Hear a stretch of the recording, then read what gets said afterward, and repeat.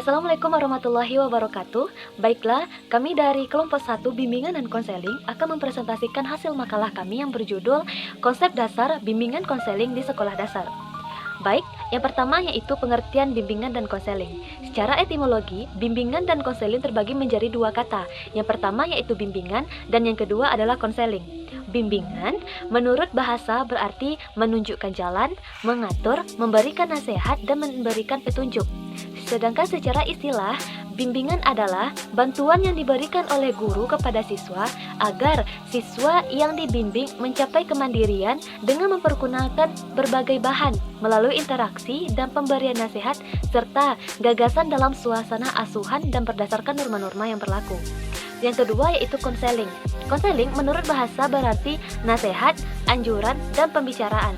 Secara istilah yaitu kontak atau hubungan timbal balik antara dua orang untuk menangani masalah siswa yang didukung oleh keahlian dan dalam suasana yang laras dan integrasi berdasarkan norma-norma yang berlaku untuk tujuan yang berguna bagi siswa nantinya. Jadi, dapat disimpulkan, bimbingan dan konseling adalah proses bantuan atau pertolongan yang diberikan guru kepada siswa melalui pertolongan tatap muka atau hubungan timbal balik agar siswa memiliki kemampuan melihat dan menentukan masalahnya serta mampu memecahkan masalahnya sendiri. Dan selanjutnya yaitu tentang tujuan bimbingan dan konseling. Di sini tujuan dari BK ada dua, yaitu tujuan umum dan tujuan khusus. Tujuan umum yang pertama untuk mengenalkan diri sendiri dan lingkungannya. Kedua, untuk dapat menerima diri sendiri dan lingkungan secara positif dan dinamis. Yang ketiga, untuk dapat mengambil keputusan sendiri tentang berbagai hal. Yang keempat, untuk dapat mengarahkan diri sendiri. Dan yang kelima, untuk dapat mewujudkan diri sendiri. Selanjutnya, yaitu tujuan khusus. Yang pertama yaitu memiliki komitmen yang kuat dalam mengamalkan nilai-nilai agama. Yang kedua, memiliki sikap toleransi terhadap umat beragama lain. Yang ketiga, memiliki kemampuan dalam menyelesaikan masalah. Yang keempat, memiliki kemampuan berinteraksi sosial. Yang kelima, bersikap respek terhadap orang lain dan menghormati orang lain. Yang keenam, memiliki pemahaman dan penerimaan diri sendiri secara objektif dan konstruktif. Baiklah, selanjutnya akan dijelaskan oleh rekan saya. Bismillahirrahmanirrahim. Assalamualaikum warahmatullahi wabarakatuh. Baiklah, selanjutnya di sini saya Iverizal dengan NIM 19301111037. Baiklah, selanjutnya di sini saya akan menjelaskan tentang manfaat bimbingan dan konseling serta asas-asas bimbingan dan konseling. Baiklah, yang pertamanya yaitu kita membahas tentang manfaat konseling. Terutama manfaat yang kita bahas di sini yaitu manfaatnya di sekolah. Bimbingan konseling akan membuat diri kita atau diri peserta didik kita nantinya merasa akan lebih baik, dan dalam bimbingan konseling ini juga bisa membantu bimbingan konseling menurunkan hingga menghilangkan tingkat stres dan depresi yang dialami oleh seorang individu. Dan dalam bimbingan konseling ini juga bisa membantu kita untuk memahami dan menerima diri sendiri dan orang lain, sehingga akan meningkatkan hubungan yang sangat efektif dengan orang lain tentunya. Dan selanjutnya asas-asas dalam bimbingan konseling. Asas-asas dalam bimbingan konseling di sini terdapat 12 asas. Yang pertamanya yaitunya asas kerahasiaan. Yang dimaksud dengan asas kerahasiaan di sini yaitunya asas bimbingan dan konseling yang menuntut dirahasiakannya segenap data dan konseling yang menjadi sasaran layanan. Dan dalam asas ini yang menjadi sasaran layanannya yaitunya data atau atau keterangan yang tidak boleh dan tidak layak diketahui oleh orang lain. Nah, perang dari konseling di sini yaitunya dapat merahasiakan semua masalah-masalah yang telah dikonsultasikan oleh yang mengkonsul kepada konseling di sana. Dan yang kedua yaitunya asas kesukarelaan. Yang dimaksud dengan asas kesukarelaan di sini yaitunya asas bimbingan dan konseling yang menghendaki adanya kesuksesan dan kerelaan peserta didik yang diperlukan baginya. Dalam hal ini guru atau baiklah, selanjutnya yaitu yang keenam yaitunya asas kekinian. Yang dimaksud dengan asas kekinian di sini yaitunya bimbingan dan konseling yang menghendaki agar objek sasaran layanan bimbingan dan konseling, yaitu permasalahan peserta didiknya dalam kondisi yang sekarang. Contohnya seperti konselor tidak hanya fokus pada masalah yang telah dihadapi, tetapi sebagai konselor harus terus memantau perkembangan konseli baik secara fisik ataupun psikis. Dan yang ketujuh yaitu asas kedinamisan. Yang dimaksud dengan asas kedinamisan di sini yaitu pada asas ini konseling yang menghendaki agar isi layanan terhadap sasaran layanan konseling yang sama, kehendaknya selalu bergerak maju, tidak monoton atau bertumpu pada satu objek di sana. Bisa dicontohkan yaitu seorang konselor harus mampu mengikuti pergerakan zaman agar konselor dapat menyelesaikan suatu permasalahannya semakin kompleks, misalnya keluarga yang broken home contohnya, atau serta pergaulan bebas di luar sana dan banyak lain sebagainya yang bisa kita lihat banyaknya marak permasalahan yang kita lihat sekarang ini. Baiklah, selanjutnya yaitu tentang ada asas keterpaduan. Yang dimaksud dengan asas keterpaduan di sini yaitu asas atau bimbingan dan konseling yang menghendaki agar berbagai layanan dan kegiatan bimbingan dan konseling baik dilakukan oleh gurunya, pembimbing maupun pihak lain. Contohnya di sini yaitu seorang konseling melakukan kerjasama dengan seorang psikologi, seks maupun dokter kandungan dan mengundangnya ke sekolah untuk memberikan pemahaman kepada peserta didiknya nanti di sekolah. Dan yang ke-9 yaitu ada asas keharmonisan atau konormatifan. Yang dimaksud dengan asas keharmonisan atau konormatifan di sini yaitu asas yang bimbingan dan konselingnya menghendaki agar segenap layanan dan kegiatan bimbingan dan konseling didasarkan pada aturan dan tidak boleh bertentangan dengan nilai dan norma. Dan dapat dicontohkan seorang konselor dapat menjalankan tugasnya harus sesuai dengan. Baiklah, selanjutnya ada asas keahlian. Yang dimaksud dengan asas keahlian di sini yaitu bimbingan dan konseling yang menghendaki agar layanan dan kegiatan bimbingannya dan konselingan diselenggarakan atas dasar kaidah-kaidah profesional. Contohnya apabila ada seorang konseli atau peserta didik yang datang pada konselor harus bersikap sebagai konselor, bukan bersikap pada dasarnya seperti seorang dokter maupun yang lainnya, yaitu memberikan sepenuhnya semua keputusan pada konseli. Ada yang selanjutnya yaitu asas alih tangan kasus. Yang dimaksud dengan asas ini di sini yaitu bimbingan dan konseling yang menghendaki agar menyelenggarakan layanan bimbingan dan konseling secara tepat dan tuntas atas suatu permasalahan peserta didiknya.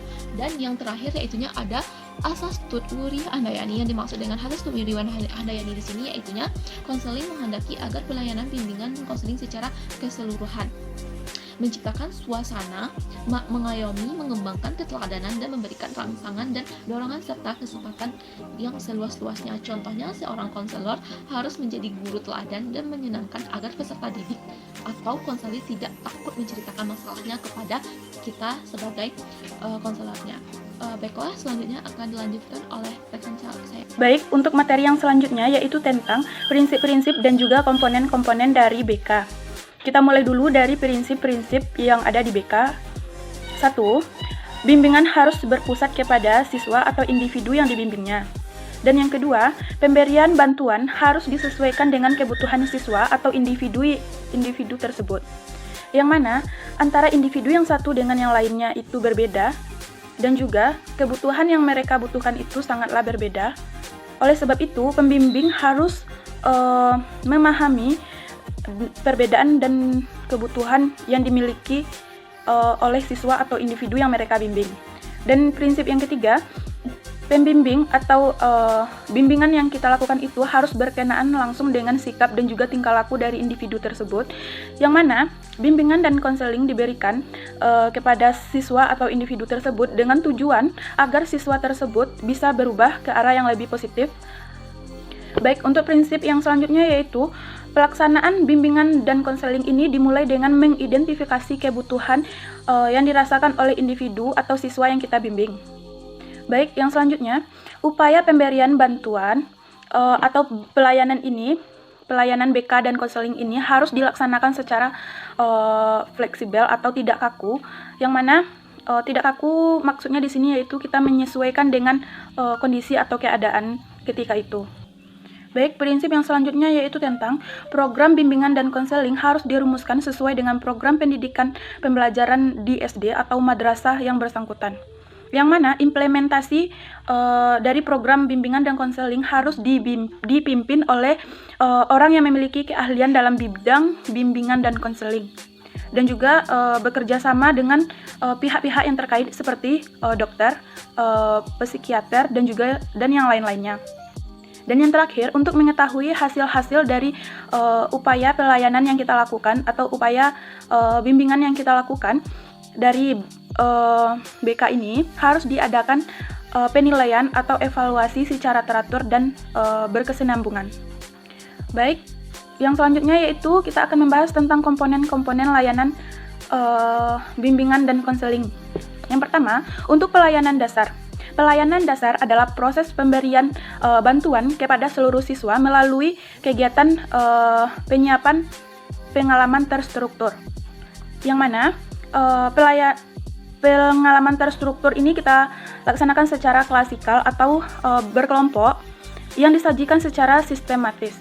Tujuan dari diadakannya pelayanan dasar ini bertujuan agar siswa kita itu memiliki kesadaran atau pemahaman tentang dirinya dan juga lingkungan di sekitarnya, misalnya tentang pendidikan, pekerjaan, agama, dan sampai ke sosial budaya. Dan tujuan yang selanjutnya yaitu agar siswa kita mampu mengembangkan keterampilan yang dimilikinya untuk mengidentifikasi tanggung jawab atau seperangkat tingkah laku yang layak bagi dirinya sendiri dengan lingkungannya. Dan tujuan yang selanjutnya yaitu untuk siswa itu mampu atau bisa mengembangkan dirinya dalam rangka mencapai tujuan hidupnya. Baik, komponen yang selanjutnya yaitu pelayanan atau layanan responsif, yang mana pelayanan ini merupakan pemberian bantuan kepada seorang siswa atau individu yang menghadapi kebutuhan dan juga masalah, yang mana masalahnya ini membutuhkan segera pertolongan dari kita atau dari pembimbingnya. Dan jika tidak segera kita tolong atau kita bantu, akan dapat menimbulkan gangguan-gangguan dalam proses pencapaian tugas-tugas perkembangannya. Dan yang selanjutnya yaitu pelayanan perencanaan individual. Pelayanan ini dapat diartikan sebagai bantuan kepada siswa agar siswa tersebut bisa atau mampu untuk melakukan aktivitas yang berkaitan dengan perencanaan masa depan mereka, yang mana perencanaan masa depan ini berdasarkan dengan pemahaman dan juga dari pemahaman mereka ini bisa dari kekurangan atau kelebihan yang dimiliki oleh dirinya, serta pemahaman akan peluang dan juga kesempatan yang tersedia atau ada di lingkungan mereka. Tujuan atau manfaat dari pelayanan ini yaitu yang pertama, membantu siswa atau individu untuk pemahaman tentang diri mereka sendiri dan juga lingkungan yang ada di sekitar mereka. Dan yang selanjutnya, mereka mampu untuk merumuskan tujuan, perencanaan atau pengelolaan terhadap perkembangan diri mereka, baik itu menyangkut aspek pribadi atau sosial atau mungkin belajar dan juga karir mereka. Dan mereka juga dapat melakukan kegiatan atau hal-hal yang lainnya berdasarkan dengan pemahaman dan juga tujuan serta rencana yang telah mereka rumuskan tadi. Assalamualaikum warahmatullahi wabarakatuh. Perkenalkan, nama saya Indah Lestari, NIM 1930111038. Baiklah, pada kesempatan kali ini saya akan menyampaikan materi tentang peranan personal sekolah dalam pelayanan bimbingan konseling di SD. Yang pertama yaitu peran kepala sekolah. Kepala sekolah selaku penanggung jawab seluruh penyelenggaraan pendidikan di sekolah memegang peranan strategis dalam mengembangkan layanan bimbingan konseling di sekolah. Peran kepala sekolah dalam bimbingan dan konseling diantaranya sebagai berikut. 1. Mengkoordinir segenap kegiatan yang diprogramkan dan berlangsung di sekolah, sehingga pelayanan, pengajaran, latihan, dan pelayanan lainnya. Yang kedua yaitu menyediakan prasarana, tenaga, dan berbagai kemudahan bagi terlaksananya pelayanan bimbingan dan konseling. Yang ketiga yaitu melakukan pembinaan dan pembimbingan, perencanaan dan pelaksanaan program, penilaian dan upaya untuk tindak lanjut pelayanan bimbingan dan konseling. Yang keempat, mempertanggungjawabkan pelaksanaan pelayanan bimbingan dan konseling. Yang kelima yaitu memfasilitasi guru, pembimbing atau konselor untuk dapat mengembangkan kemampuan atau profesinya. Dan yang keenam yaitu menyediakan fasilitas, kesempatan dan dukungan dalam kegiatan pengawasan yang dilakukan di sekolah. Dan yang kedua yaitu peran wakil kepala sekolah. Wakil kepala sekolah berperan membantu kepala sekolah dalam melaksanakan tugas-tugas kepala sekolah. Yang ketiga yaitu peran koordinator bimbingan dan konseling. Koordinator bimbingan dan konseling memiliki tugas diantaranya: 1. Memasyarakatkan pelayanan bimbingan dan konseling. Yang kedua yaitu menyusun program dan bimbingan program dan kegiatan bimbingan dan konseling. Yang ketiganya yaitu melaksanakan program bimbingan dan konseling. Dan yang keempat yaitu mengadministrasikan program kegiatan bimbingan dan konseling. Dan yang kelima yaitu menilai hasil pelaksanaan program kegiatan bimbingan dan konseling. Dan yang keenam yaitu menganalisis hasil penilaian pelaksanaan bimbingan dan konseling. Dan yang ketujuh yaitu memberikan tindak lanjut terhadap analisis bimbingan dan konseling. Yang keempat itu peran guru pembimbing dan standarisasi kerjanya. Dan guru pembimbing juga memiliki tugas diantaranya yaitu: 1. Memasyarakatkan pelayanan bimbingan dan konseling. Yang kedua, merencanakan program bimbingan dan konseling. Yang ketiga, melaksanakan segenap program satuan layanan bimbingan dan konseling. Yang keempat yaitu melaksanakan segenap satuan pendidikan bimbingan dan konseling. Yang kelima yaitu menilai proses dan hasil kegiatan pendukung bimbingan konseling. Dan yang ketujuh yaitu melaksanakan tindak lanjut berdasarkan hasil penilaian bimbingan dan konseling. Yang kedelapan yaitu mengadministrasikan kegiatan satuan layanan bimbingan dan konseling. Yang kelima yaitu peran guru mata pelajaran dan guru praktek. Peran guru yaitu sebagai pembimbing, dan untuk menjadi pembimbing yang baik, guru harus memiliki pemahaman tentang anak yang sedang dibimbingnya. Dan sebagai guru praktek, sebagai tenaga ahli pengajaran dan praktek dalam bidang studi atau program latihan tertentu, dan sebagai personal yang sehari-hari langsung berhubungan dengan siswa. Peran guru kelas atau guru praktek diantaranya: 1. Membantu memasyarakatkan pelayanan bimbingan dan konseling kepada siswa. Yang kedua, membantu guru pembimbing mengidentifikasi siswa-siswa yang memerlukan layanan dan bimbingan konseling. Yang ketiga yaitu mengalih tangankan siswa yang memerlukan pelayanan bimbingan konseling kepada guru pembimbing. Yang keempat yaitu menerima siswa ahli tangan dari guru pembimbing. Dan yang kelima yaitu membantu mengembangkan suasana kelas, hubungan guru dengan siswa, siswa dengan siswa, dan menjunjung pelaksanaan pelayanan pembimbingan dan konseling. Dan yang keenam yaitu memberikan kesempatan dan kemudahan kepada siswa yang memerlukan layanan atau kegiatan bimbingan dan konseling. Dan peran yang keenam yaitu peran wali kelas. 1. Diantaranya membantu guru pembimbing melaksanakan tugas-tugasnya. Yang kedua, membantu guru mata pelajaran melaksanakan perannya dan konseling.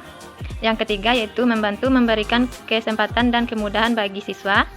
Yang keempat yaitu berpartisipasi aktif dalam kegiatan khusus bimbingan dan konseling. Yang kelima yaitu mengalih tangankan siswa yang memerlukan layanan dan bimbingan konseling kepada guru pembimbing. Dan yang terakhir yaitu peran pengawasan bimbingan dan konseling. Dan perannya diantaranya yaitu: 1. Penyusunan program pengawasan bimbingan dan konseling. Yang kedua yaitu melaksanakan pembinaan, pemantauan dan penilaian. Dan yang ketiga, menyusun laporan pelaksanaan program pengawasan. Yang keempat, melaksanakan pembimbingan dan pelatihan personal guru bimbingan konseling. Baiklah, mungkin itu materi yang dapat saya sampaikan. Banyak salah saya mohon maaf. Saya akhiri dengan Assalamualaikum warahmatullahi wabarakatuh. Hanya sekian presentasi dari kelompok 1. Maaf bila ada salah kata. Wassalamualaikum warahmatullahi wabarakatuh.